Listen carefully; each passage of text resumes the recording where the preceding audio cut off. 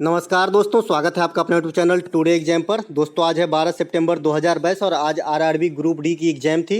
Second shift की भी exam समाप्त हो चुकी है। सेकेंड शिफ्ट के एग्जाम में मैथ और रीजनिंग के जो भी प्रश्न प्राप्त हुए सभी प्रश्नों को लेकर आ गया हूं एग्जैक्ट आंकड़े के साथ। तो देख लीजिए कौन कौन सा प्रश्न पूछा गया था। ये और कुछ बच्चे बोल रहे हैं कि मुझे एसआई में और सीआई में काफ़ी तकलीफ है, तो यहाँ पे सीआई की तकलीफ दूर हो जाएगी। अच्छे से समझिए। मूलधन दिया गया था 11,500 रुपया, रेट दिया गया था 10% और 2 वर्षों का जो है सीआई पूछा जा रहा था। मैंने आपको बताया है 2 वर्षों के सीआई के लिए क्या करना है, आपको रेट को जो है ना मॉडिफाई कर देना है इस फॉर्म में 2r r स्क्वायर में। ठीक है, तो r कितना है 10, 10 दूनी के कितना हो जाएगा 20, यहाँ पे रखें और कुछ नहीं। और 10 का स्क्वायर कितना होता है 100। मैंने ये भी आपको कहा था कि यहाँ पर मुझे इस स्लाइस के बाद मुझे 3 अंक नहीं चाहिए, जो 3 अंक रहेगा तो पहला अंक इसमें ऐड हो जाएगा। तो 20 और 21.00% हम मूलधन का निकाल देंगे। यही हमारा 2 साल का सीआई हो जाएगा। 11,500 रुपये पे कितना मिल जाएगा 11,500 रुपये का 21% आपको निकालना है। ये दोनों जीरो कट के 115 गुने 21 आपका आंसर हो जाएगा। तो 115 गुने 21 करेंगे तो 20 कर लेते हैं। 115 गुने 20 तो 115 दूनी का हो जाएगा 230। ठीक है, एक को जीरो डाल देंगे, 115 और जोड़ देंगे तो 2415 रुपया जो है हमारा आंसर हो जाएगा। आई होप आपको समझ में आया होगा। अगर 3 साल के लिए ये इसी जगह पे पूछा जाता, यहीं पर ही 3 साल के लिए पूछ जाता इसी आंकड़े में, तो आप क्या करते? तो फिर आप रेट को जो है 3r स्क्वायर आर क्यू में डालते। तो 10 तिहाई के 30, 10 दाइन के 300 हो जाता ये, और उसके बाद 10 दाइन के 1000 हो जाता। ठीक है, तो आप क्या करते? मैंने कहा यहाँ पे 3 अंक नहीं चाहिए, 3 को इसमें शिफ्ट कीजिए तो 33 हो जाएगा। और मैंने ये भी कहा था कि यहाँ भी जो है 3 अंक नहीं चाहिए, मतलब ज़्यादा अंक नहीं चाहिए, जीरो तो आप घटा दीजिए, मतलब ये नहीं चाहिए, पीछे जो है 1 को यहाँ पे ले आएंगे तो 1% हो जाएंगे। तो 33.1% जो है आपको निकालना है इस मूलधन का, तो 3 वर्ष के लिए निकल जाता। अगर मान लीजिए कभी 2 वर्ष के लिए फ्रैक्शन में दे दिया है आपको कि 16.2/3% दर दे दिया है, तब आप 2r r स्क्वायर में नहीं रख पा रहे हैं तो घबराने की बात नहीं है। ठीक है, इसको भी आप रख लेंगे, सीख लीजिए। तो 16.2/3 का मतलब क्या होता है 50/3%, और प्रतिशत हटा दे तो 100 नीचे लगा दें, 50 दूनी के 100, तो इतना कितना हो गया 1/6। अब 1/6 आ गया तो आपका जो है फ्रिक्शन रेट का नया लुक। अब इसको रेट के मैं नया लुक में जैसे मैं 2r r स्क्वायर करता था ना वैसे करना है, तो इसको ऐसे नहीं करेंगे, इसको दूसरी तरीके से जो 6 है इसको स्क्वायर कर लीजिए 6, और वो एक बढ़ा के स्क्वायर कर लीजिए 7 7 49, और माइनस ये घटा दीजिए 36। ठीक है, तो कितना आया 9 में से 3 गया तो 6, 9 में से 6 गया तो 3, 4 में से 1 गया तो 4 में से 3 गया तो 13 जो है 36 आपका जो है आंसर हो जाएगा। इतना ही आप मूलधन का निकाल देंगे तो आपका जो है 2 साल का फ्रैक्शन का भी निकल जाएगा चक्रवृद्धि ब्याज। फिर से समझ लीजिए, मान लीजिए 16.2/3 रेट होता और 2 वर्ष समय इसी मूलधन पे पूछा गया होता, तो मैंने कहा था कि 2 वर्ष के लिए रेट को 2r r स्क्वायर में रखिएगा, लेकिन यहाँ तो बट्टा वाला रेट है तो आपको रखने में तकलीफ होगी। भाई 10 था तो आपने रख दिया 20, और 21 ऐड हो जाएगा तो 21 हो जाएगा, लेकिन इसको नहीं रख पाएंगे ना। तो इसको करने के लिए क्या है, ये पहले इसको सॉल्व करेंगे तो ये 50/3 होगा, और प्रतिशत को हटाएंगे तो 100 से भाग देंगे तो ये कट जाएगा, तो नीचे 2 हो जाएगा, तो कितना हो गया फ्रिक्शन में 1/6। अब 1/6 जब भी फ्रिक्शन का आपको रेट निकालना हो 2 साल के लिए, तो नीचे वाले जो आया है ये 6 जो है इसका स्क्वायर करेंगे तो 36 हो जाएगा। ठीक है, और इससे एक ज़्यादा स्क्वायर कर लीजिए, 6 से अगला अंक क्या है 7, तो 49 हो जाएगा, 49 में से 36 जाएगा। ठीक है, तो कितना बचेगा आपका 9 में से 6 गया तो 3, 4 में से 3 गया 13/36। अगर आप मूलधन का निकाल दे तो आपका सेम ही रिजल्ट आने वाला है, करके देखिएगा। ठीक है, चलते हैं आगे। अगर 16.2/3 जो है रेट रहे तो उतना ही निकलेगा। ठीक है, एक प्रश्न यहाँ पे आया था नल और क्षमता पे डिपेंड था। इससे पहले भी मैंने आपको क्षमता पे डिपेंड प्रश्न पढ़ा चुका है टाइम एंड वर्क में। आशा करते हैं कि आप अच्छे से बना लिए होंगे। यहाँ पे 2 नल था, एक नल दूसरे से 3 गुना क्षमता से था, सेम हिसाब मैंने बताया था एकदम एग्जैक्ट। वहाँ पर भी 3 गुने क्षमता से काम किया जा रहा था। ठीक है, तो एक नल 1 है N1 और एक है 2। अगर ये 1 काम कर रहा है तो ये 3 काम कर रहा है। इसको समय कितना लगेगा 1 लगेगा, तो इसको 3 समय लगेगा। क्या होता है कि जो काम का अनुपात होता है ये आपका समय का अनुपात इसके विपरीत हो जाते हैं। तो ये समय हो गया और दोनों मिलके बोल रहा है 32 मिनट में भर दे रहा है। तो 2 आदमी के लिए क्या है A गुने B बटा A प्लस B, तो x गुने 3x बटा 4x बराबर 32 हो जाएंगे। इसी पे आप सॉल्व कर लेंगे तो आपका आंसर निकल जाएगा। एक x एक कट जाएगा, 32 चौका बटा 3, x का वैल्यू कितना आ गया 32 गुने 4/3 हो जाएगा आपका। ये जो है एक मतलब नल पहला नल का काम करने वाला 32 गुने 4/3, यही है आंसर। ठीक है, अब नहीं कट रहा है, इसकी हमारी कोई गलती नहीं, आंकड़े यही थी, कटेंगे नहीं।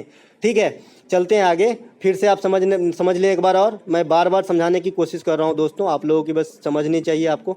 N1 और N2 दो नल है, बोल रहा है कि नल एक दूसरा नल जितना काम कर रहे हैं ना, पहला नल उसके तिगुने काम कर रहे हैं। ठीक है, तो मैंने कहा था कि जो काम का अनुपात होता है उसका उल्टा आपका समय का अनुपात हो जाएगा। इसको 1 समय लगेगा तो इसको 3 समय लगेगा। तो ये तो एक्चुअल वैल्यू नहीं है ना, ये तो अनुपात में है ना, तो आप इसको x माने तो इसको 3x माने। और दो आदमी मिलकर जब काम करते हैं तो कैसे लिखते हैं, दोनों आदमी का काम का गुणज, तो x गुने 3x और बट्टा दोनों का प्लस नीचे में, तो 3x और x हो जाएंगे तो 4x हो जाएंगे बराबर 32। यहीं से मैंने x का वैल्यू लाया था 32 गुने 4/3, और कुछ नहीं किया था, x काट दिए थे। ठीक है, चलते हैं आगे।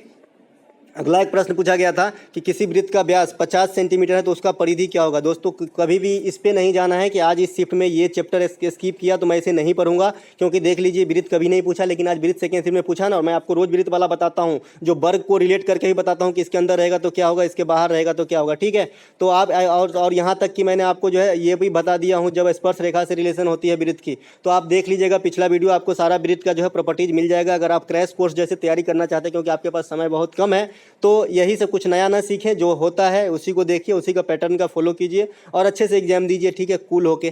किसी वृत्त का व्यास 25 है तो रेडियस कितना हो जाएगा, 25 हो जाएगा, और उसका परिधि तो 2 गुने 22/7 गुने 25 कर देना, यही आंसर हो। 50 गुने 22 मतलब 1100 हो जाएगा, 1100/7 आपका आंसर हो जाएगा। हाँ, ध्यान रहे, अगर ऑप्शन में पाई को सॉल्व नहीं किया है तो आप भी कभी एग्जाम में भी पाई को सॉल्व नहीं कीजिएगा मेंसुरेशन में। जैसे मैं यहाँ पे पाई को सॉल्व नहीं करूँगा तो 25 गुने 2 पाई हो जाएगा, यानी 50 पाई आंसर हो जाएगा। ठीक है, वृत्त की जो है परिधि। ठीक है, चलते हैं आगे। अगला एक प्रश्न पूछा गया था कि बेलन का वक्र पृष्ठ का क्षेत्रफल दिया गया था 410 सेंटीमीटर, और आपसे पूछा जा रहा था बेलन में थोड़ा सा प्रॉपर्टीज मैं आपको सब दिन समझाता हूँ, आज भी समझाऊंगा दोस्तों। बेलन कुछ इस प्रकार का होता है, जिसका दोनों मुंह सिलेंडर जैसा होता है, यहाँ से यहाँ तक हाइट होती है, यहाँ से यहाँ तक रेडियस, अगर पूरा कर दे तो 2 बार रेडियस, इसी को व्यास बोलते हैं। ठीक है, दोनों मुंह सर्किल जैसा होता है। आयतन की फार्मूला बोले तो पाई r स्क्वायर h होता है। वक्र पृष्ठ अगर आपसे पूछा जाए जो इस सवाल में है, तो वक्र पृष्ठ का क्षेत्रफल होता है 2 पाई r h, और संपूर्ण पृष्ठ का क्षेत्रफल हो जाता है आपका, इसी 2 पाई r h में 2 बार वृत्त का क्षेत्रफल जोड़ देते हैं, यानी 2 पाई r h प्लस 2 पाई r स्क्वायर। ठीक है, क्योंकि दोनों मुंह भी ऐड हो जाता है, तो यही होता है संपूर्ण पृष्ठ का क्षेत्रफल। इतनी बात तो हो गई फार्मूला। अभी सवाल को बनाते हैं। तो 410 सेंटीमीटर इसका जो है वह आपका वक्र पृष्ठ दिया है, तो 2 पाई r h का वैल्यू आपको 410 दिया है, और ऊंचाई भी दे दिया है आपको, हाइट 7/2 यानी 3.5 दिया है, तो 7/2 लिख लिए। तो त्रिज्या आपसे पूछा जा रहा है, तो 2 गुने 22/7 कर लेंगे, और r की वैल्यू तो पता नहीं, h की वैल्यू पता है 7/2, r निकाल लेंगे यहाँ से 410 करके। ठीक है, तो 22 दूनी की 44 यहाँ पे कुछ गड़बड़ है, 444 था, ये मिला के दिया रहता है ना, 22 दूना के 44, तो 1 से 10 से कट जाएगा, है ना, 7 से 7 कट जाएगा, r की वैल्यू 20 आएगा। इसको 440 कर लीजिएगा। ठीक है, 440 कर लीजिएगा, और नहीं भी कीजिएगा तो क्या होगा, आपको जो है तरीके पता होना चाहिए। ठीक है, कि इसी प्रकार से बनती है और क्या। ठीक है, चलते हैं आगे। अगला एक प्रश्न यहाँ पे, अगला एक प्रश्न बोल रहा है कि कोई कार 2.5 लाख में खरीद कर उसके मरम्मत पर 30,000 और लगा दिया, तो कार की कीमत कितना, 2,80,000 हो गया, 1,000 10,000 लाख, 2,80,000 हो गया कार की कीमत, है ना। उसके बाद 3.5 लाख में आपने बेच दिया, इकाई दहाई सैकड़ा 1,000 10,000 लाख, 3.5 लाख में बेच दिया। अब आपके लाभ प्रतिशत पूछे जा रहे हैं, तो 20 और 50 70,000 रुपये आपकी लाभ हो गए, है ना। 70,000 गुने 100 कर लेंगे, लाभ गुने 100 बट्टा क्रय मूल, तो क्रय मूल आपका कितना हो जाएगा, 2,80,000। ठीक है, अब यहाँ से आप उड़ा दीजिए 0 को। ठीक है, 700 बट्टा 28, 7 से काटिए 700 का 28, और ये कटेंगे 100 मतलब, तो 25% की आपकी लाभ हो जाएगी। एग्जैक्ट आंकड़ा है एग्जाम का, ये सब जो है एकदम चुटपुटिया सवाल है, और इसी को लोग जो है कैलकुलेटिव बोलते हैं। कोई कैलकुलेटिव नहीं दोस्तों, सब मिला के दिया गया था, मतलब दिया गया था। दिए गए आंकड़ों में से कौन सा जोड़ी सह अभाज्य है। अब को प्राइम क्या होता है, को प्राइम लगातार अभाज्य संख्या जिसकी HCF जो है 1 आना चाहिए। जैसे 3 और 4 भी ले सकते हैं आप, 3 4 नहीं ले सकते हैं, क्योंकि 4 जो है सम संख्या हो जाता है। तो आपका जो है आपका 3 5 ले सकते हैं, ये भी हो सकता है, 3 4 भी हो सकता है, लगातार होना चाहिए सहअभाज्य। ठीक है, और ये जो दोनों का HCF आपका 1 होगा। कोई भी लगातार संख्याओं का HCF 1 ही होता है, आपको ये बात भी ध्यान रखना है। कोई भी लगातार संख्या ले लीजिए, 79 89 90 किसी का भी, तो 1 ही होगा। तो इस प्रकार का 4 ऑप्शन दिए गए होंगे जिसमें दोनों का HCF 1 होता होगा, यही राइट आंसर करके आना था।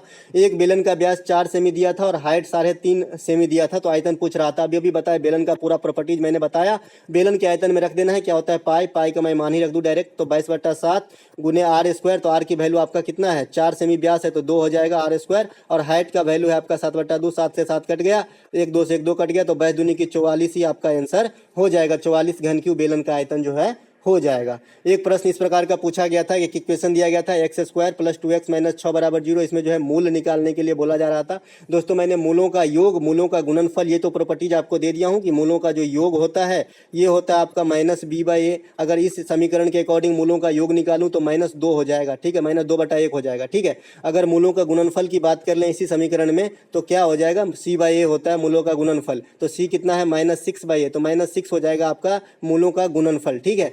लेकिन यहाँ पे दूसरी मैटर है, यहाँ पे बोल रहा है कि मूल निकालने के लिए। अब इसे गुणनखंड विधि से हम नहीं निकाल सकते क्योंकि संभव नहीं है, दिख नहीं रहा है ये दोनों का गुणन, इनके बीच के पेयर के गुणन से, और जोड़ने पे नहीं आ रहा है कोई भी संख्या, ठीक है। तो हम दूसरा रूल अप्लाई करेंगे। आप जानते हैं d बराबर क्या होता है, बी स्क्वायर माइनस 4ac है ना, बी स्क्वायर डी क्या होता है, -b plus minus b square minus 4ac होता है ना, d बराबर बटा 2a। इसी को सॉल्व करेंगे तो आपका हो जाएगा। मैं इसे शॉर्ट कर रहा था, एक ही बार में मैं दोनों बताना चाहा था, लेकिन जाने दीजिए, अलग अलग समझिए। क्या होता है -b, तो -2 रख देंगे, plus minus b square minus 4ac, तो b कितना 4 हो गया, और -4ac करेंगे तो माइनस माइनस प्लस हो जाएगा ना, -6 है, इसका स्क्वायर करेंगे तो +6 हो जाएगा, तो 4 6 चौका 24 हो जाएगा, है ना, 6 चौका 24 हो जाएगा, 4 1 गुने -6 है ना, वो स्क्वायर करेंगे तो 24 हो जाएगा ना भाई, तो 24 4 28 हो जाएगा, और बट्टा 2a होता है, तो 2 और 1 के पीछे में कुछ नहीं तो 1 है कम से कम, है ना, तो -2 प्लस माइनस रूट 28/2 होगा, क्या -2 प्लस माइनस रूट कितना था, 24 और 4 28/2। इसमें से 2 कॉमन ले सकते हैं आप, 2 अगर कॉमन ले लेंगे